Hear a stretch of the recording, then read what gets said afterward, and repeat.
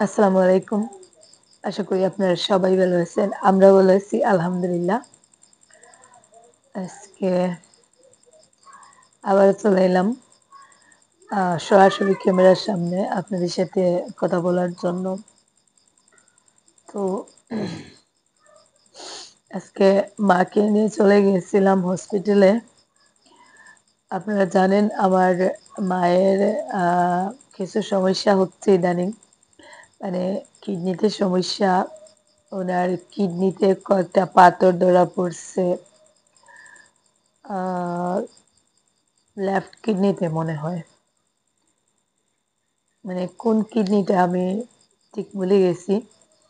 তো মাকে নিয়ে গিয়েছিলাম হসপিটালে। সারাদিন চলে গেছে ওখানে। গতদিন মায়ের কিছু আ টেস্ট দিয়েছিলাম ল্যাবে। তো আজকে ৪ দিন পর রিপোর্ট আসলো। খুব ঘুম পাচ্ছে, টায়ার্ডও লাগতেছে। তো আ আজকে ৪ দিন পর রিপোর্ট আসলো। রিপোর্ট নিয়ে তারপরে মাকে নিয়ে আজকে আবারও হসপিটালে গিয়েছিলাম। ওখানে গিয়ে ডাক্তার দেখিয়ে আ ঔষধ নিয়ে এলাম। আর হসপিটালে যেহেতু চলেই গেছি, গত কয়েকদিন থেকে আমার যে ওটা আসলে ওই যে সাইনাসের কারণে হচ্ছে। আর সেই সাথে আমার মাইগ্রেনেরও কিছু সমস্যা আছে। খুব মাথার ব্যথা করে। তো যেহেতু হসপিটালে চলে গেছি আর ওখানকার ডাক্তার আ যিনি সবথেকে ভালো ডাক্তার উনার ভিজিট অনেক কম। ৳২৫০ উনার ভিজিট। তো খুবই ভালো একজন ডাক্তার। আপনারা হয়তো ৳২৫০ শুনে মনে ভাবতেছেন হয়তো ৳২৫০ আ উনি আবার কেমন ডাক্তার? খুব ভালো ডাক্তার। তো যখন চলে গেছি ভাবলাম আমিও একটা টোকেন নিয়ে আ ডাক্তার দেখিয়ে নেই। তো আমি আমার পুরনো মানে সিএমসি রিপোর্টগুলো নিচ্ছি যেহেতু আমি ওষুধ খাচ্ছি। তো ওষুধের কারণে না কি জানি না আমার মানে সারা শরীরে এত অ্যালার্জি গত ৪-৫ দিন থেকে এত চুলকানি, চুলকাতে মানে পুরো শরীর লাল হয়ে যায়। এরকম একটা অবস্থা। সেই সাথে মাথার এই সাইডে ব্যথা। আমি আগেও আপনাদেরকে কয়েকবার বলেছিলাম। আমার মাথার এই সাইডটায় খুব ব্যথা থাকে। এরকম হাত দিয়ে চাপ দিলে খুব বেশি ব্যথা অনুভূত হয় আর এমনিতেও ব্যথা করে। আর আমার তো ভোকাল কর্ডে যে পলিপটা ওটা হচ্ছে ডান সাইডে। আর ওটা ডান সাইডে আর যখন মাথার এই জায়গাটায় ব্যথা হয়, মাথা থেকে শুরু করে কানের ওই সাইড মানে পুরো এক সাইড এত ব্যথা হয়। আর সেই সাথে গলার এই জায়গাটায়। তো আমার ভোকাল কর্ডের যে পলিপটা ছিল ওটা ওই সাইডে ছিল আর ওই জায়গাটায়। তো ডাক্তার খুব ভালো ডাক্তার, খুব গুরুত্ব সহকারে পেশেন্টের কথা শুনেন। তো ভাবলাম যেহেতু চলেই আসছি এমনিতেও তো মাকে নিয়ে আমি গেছি। তো মাত্র ৳২৫০ ভিজিট ভাবলাম দেখি মানে ঔষধের প্রয়োজন নেই। ডাক্তারের সাথে একটু কথা বলি। তো আমি তো এখন চাইলে আবার সিএমসি তে যেতে পারব না চেন্নাইতে। তো যাই হোক উনি বললেন যে আমার মাথার সমস্যাগুলো আমার সাইনাসের প্রবলেমই হচ্ছে। মাইগ্রেনের প্রবলেম, সাইনাসের প্রবলেম ২ টাই আছে। আর অ্যালার্জিটা আ মানে কোন কারণে হচ্ছে উনি সঠিক বলতে পারতেছেন না। কারণ উহ আমি আহ অ্যালার্জির ট্যাবলেট ফার্মেসি থেকে এনে খেয়েছি। তারপরে অ্যালার্জি হলে যে ডাক্তাররা একটা লোশন দেন গায়ে। তো অ্যালার্জির লোশনও গায়ে দিয়েছি। কিন্তু কিছুতেই চুলকানিটা কমতেছে না। তো যাই হোক আজকে ওখানে ডাক্তার দেখালাম। উনি আমার আ লিভার ফাংশনের কিছু টেস্ট দিয়েছেন। ডাক্তার বলছেন ওই যে আমার পিত্তথলিতে সমস্যা আছে, পলিপ আছে। ওইটার কারণে মানে লিভারের আরকি ফাংশন গুলো টেস্ট করতে হবে। লিভারের ফাংশন গুলো ঠিকঠাক কাজ করছে না, ওই কারণে হতে পারে। তো ২ টা টেস্ট দিয়েছেন ব্লাড টেস্ট ওগুলো মানে খালি পেটে করতে হয়। তাই আজকে আর করাও হয় নাই। তো যাই হোক ২ টা ঔষধও দিয়েছেন সেই সাথে। তো চলে আসছি বাসায় মাকে নিয়ে। মাকেও আমাদের বাসায় নিয়ে আসছি। উনি বর্তমানে আমাদের বাসায় আছেন। আর গত কয়েকদিন থেকে এত দৌড়াদৌড়ির মধ্যেও আছি। একদিকে আহ আপনারা মানে নিজের অসুস্থতার কথা আমি বলতেছি না, আমি যে এতটা অসুস্থ এটা না। অনেক বড় একটা অসুস্থতা থেকে আল্লাহ যে সুস্থভাবে আমাকে ফিরিয়ে আনছেন, এখনো আপনাদের সামনে বসে সুস্থভাবে আমি কথা বলতে পারতেছি, এটাই আমার কাছে অনেক। তো প্রসঙ্গে প্রসঙ্গ চলে আসে। তো আসলে মাইগ্রেনের ব্যথার কারণে আমার মাথায় প্রচন্ড ব্যথা হয়, আর ওই সাইডে খুব ব্যথা হয়, ঘাড়ের ওই সাইডে ব্যথা করে। ও ওই কারণে আর কি কাজকর্ম তেমন একটা করি না। আর টুকটাক করি যখন আমার শরীরে আরাম পাই, কাজ করি যখন দেখা যায় আহ, শরীর আর চলতেছে না, তো তখন আর কি কি বলবো, কাজ টাজ ছেড়ে শুয়ে পড়ি, এরকম আর কি একটা অবস্থা। তো যাই হোক, আমার বিষয়টা থাক। তো যেহেতু দিনে তেমন ভিডিও করা হয় নাই, হসপিটালেও গিয়েছিলাম সারাদিন, কেন জানি মোবাইলটা অন মানে ক্যামেরাটা অন করবো সেরকমও মাথায় আসে নাই, ভালো লাগছিল না, কোনো ভিডিও করি নাই। আর ভাবলাম প্রতিদিন হসপিটাল ডাক্তারের কাছে ভিডিও আপনাদেরও খারাপ লাগে। তো যাই হোক, চলে আসলাম। আর মাও বাসায় আছেন। ওখান থেকে ফিরে এসে খুব টায়ার্ড লাগতেছে। তো ভাবছিলাম খাওয়া দাওয়া শেষ, ভাবছিলাম ঘুমিয়ে পড়বো। তো ভাবলাম ছোট একটা ভিডিও আপনাদের সাথে শেয়ার করি। তো আমাদের ঘরে যে মেয়েটা আছে শিফা, আপনারা জানেন। তো তার আগে শিফা প্রথম আমাদের বাসায় ছিল মানে হয় 4 বছর আগ থেকে শিফা আমাদের বাসায় ছিল, 4 বছর 4.5 বছর ওরকম হবে। শিফাকে আমি যখন আনছিলাম তখন মানে এখন আরিয়ান যতটুকু বড় আর কি, শিফা তখন ততটুকু বড় ছিল। তো ওই অবস্থায় আর কি ওকে আনছিলাম। তো আরিয়ানের এখন বয়স 6 বছর 8 মাসে চলতেছে, না সরি 9 মাস, 6 বছর 9 মাসে চলতেছে, মানে 7 বছরে চলতেছে। তো শিবাকে যখন আনছিলাম ওর বয়স মনে হয় 9 বছর 9.5 বছর ওরকম ছিল।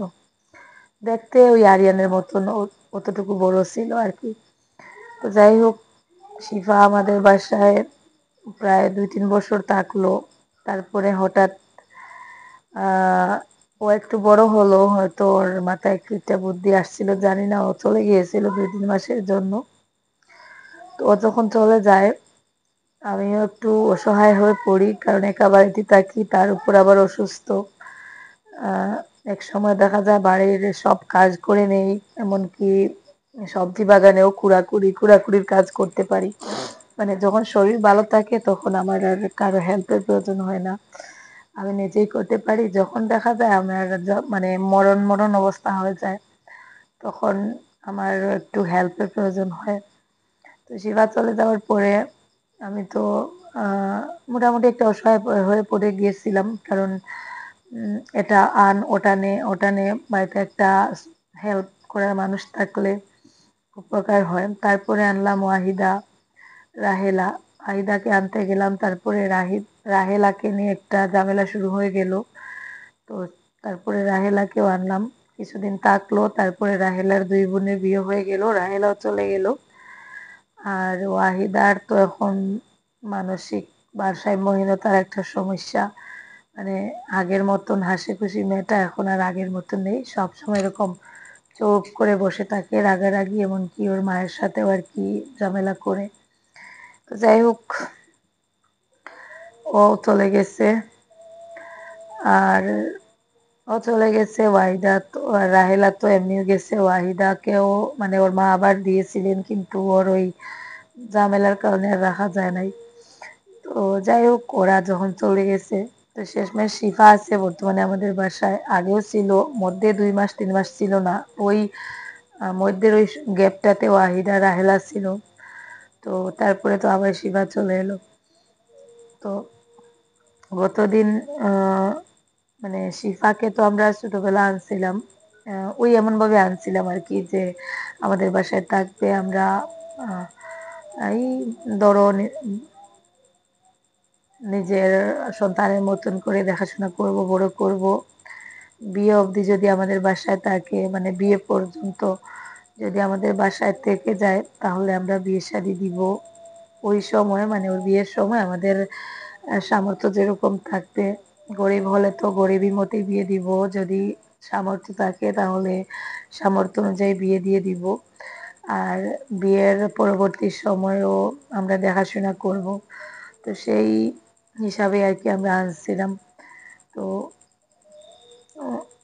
তারপরে যেহেতু ও চলে গেল, চলে যাওয়ার পরে আবার আসলো, তো তারপরে ওইরকম ছিল। তো এখন মানে ও বারবার বলতেছে, আর শিফার মায়ের মনেও হয়তো একটু সন্দেহ জাগতেছে যে এটাকে হয়তো এখন কাজকর্মে হেল্প করতেছে, কাজ টাজ করিয়ে তারপরে যদি বিয়ের সময় এলে ওরা দিয়ে দেয়। আসলে মুখের কথার তো কোনো দাম নেই, যেটা আমিও মানি। আর শিবার মায়ের জায়গায় থাকলে হয়তো আমিও এরকম করেই ভাবতাম। তো এখন ওরা বারবার বলতেছে ওকে আর কি একটু অফিসিয়ালি তো আর মানুষ কাগজ করা যায় না, তাহলে ওকে দত্তক আনতে হয়। আর ওর যেহেতু আমার এনআরসিতে নাম উঠে গেছে, ওর বাবার ডকুমেন্ট দিয়ে আধার কার্ড মানে ওর যা যা কার্ড আছে, বার্থ সার্টিফিকেট সব কিছুতেই ওর বাবা মায়ের নাম। তো ওগুলো চেঞ্জ করা অনেক ঝামেলার বিষয়। তো গতদিন একটা এগ্রিমেন্ট হয়েছে, তো শিবার নানি বললেন যে একটা এগ্রিমেন্ট করে নাও। মানে আমরা যেরকম আর কি মুখে বলেছিলাম ওই কথাগুলো জাস্ট লিখে আর কি একটা এগ্রিমেন্ট করা হয়েছে। তো এখন আগে তো এক হিসাবে আমাদের বাসায় ছিল, এখন আমরা আর কি কাগজে কলমে ওর সম্পূর্ণ দায়িত্ব নিলাম, বিয়ে শাদীর দায়িত্ব। আর যদি বিয়ে শাদী অবধি থাকে, তার আগে যদি ও চলে যায় তাহলে এগ্রিমেন্ট বাতিল হয়ে যাবে, এটা এগ্রিমেন্টে লেখা আছে যে বিয়ের আগে যদি ও চলে যায়, মনে করো আজ থেকে 1 বছর পরে ও চলে গেল, তাহলে এগ্রিমেন্ট বাতিল হয়ে যাবে। আর যদি ও থাকে তাহলে আমরা বিয়ে দিব। তারপরে বিয়ের পরবর্তী যে সময় আছে, যত যতদিন আমরা মানে বেঁচে থাকবো, ওকে আনবো, নেবো, দেখাশোনা করব, বাবা মায়ের মতন করে আর কি করব। তো ওইটাই কাগজে লেখা হয়েছে, সাক্ষীও আছেন, সিগনেচারও দিয়েছেন, সবকিছুই আর কি। তো যাই হোক, এখন তো আগে একরকম ছিল, এখন একটু অন্যরকম। এখন আমরা সম্পূর্ণ অফিসিয়ালি ওর দায়িত্ব নিলাম। আর আমিও অসহায়, অসুস্থ, ও আমাকে অনেকটা হেল্প করে। ও মানুষ একটু বদমেজাজি, যেটা ওর মাও বলে, মানুষ একটু বদমেজাজি, রক্তটা, তারপরে একটু সহজ সরল, মানে ভেতরে অতটাও প্যাচ পাচ নেই। তো আমাকে যথেষ্ট পরিমাণে যতটুকু পারে মানে টুকটাক তো কাজে হেল্প করে। আর এই মুহূর্তে আমিও একা থাকা আমার পক্ষে সম্ভব হবে না। আর ও অনেকদিন আমাদের বাসায় থাকছে, ওকে ছাড়া আমরাও এখন থাকতে পারি না। আগের বার যখন চলে গিয়েছিল খুব কষ্ট হয়েছিল। আর তাই ওকে যে দিয়ে দিব, কখনো এটা আমরা কখনো ভাবিও না। আর চেষ্টা করি আমাদের সামর্থ্য অনুযায়ী ওকে ঠিক আরিয়ানের মতন করে, ওর যেটা, বরং আমি একসময় আরিয়ানের থেকেও বেশি গুরুত্ব দিই ওকে। কারণ আমার মনে হয় আরিয়ানের কাছে আরিয়ানের মা আছে, বাবা আছে, সবাই আছে। যদিও ও আমাদেরকে সেরকম বলেই ডাকে, তবে ও তো ভেতর থেকেই বুঝবে যে উনি আমার মা না, হয়তো সেজন্য এরকমটা করেন। তো ও যাই করুক, যেটা করুক, আমি আমার তরফ থেকে, আমার একেবারে অন্তর থেকে ওকে নিজের সন্তানদের মতন আর কি মনে করি। আর আরিয়ানের বাবাও এর থেকে বেশি ওকে, আমার থেকেও বেশি আরিয়ানের বাবা ওকে আদর করেন। তো যাই হোক, অফিসিয়ালি দায়িত্বটা নিলাম। দায়িত্ব ও যদি থাকে, আর আল্লাহর যদি হুকুম হয়, ইনশাল্লাহ যদি বেঁচে থাকি, তাহলে ওর দায়িত্ব যতটুকু, যত সময় শরীরে রক্ত আছে, ওর দায়িত্ব পালন করে যাব। আর সবাই দোয়া করবেন।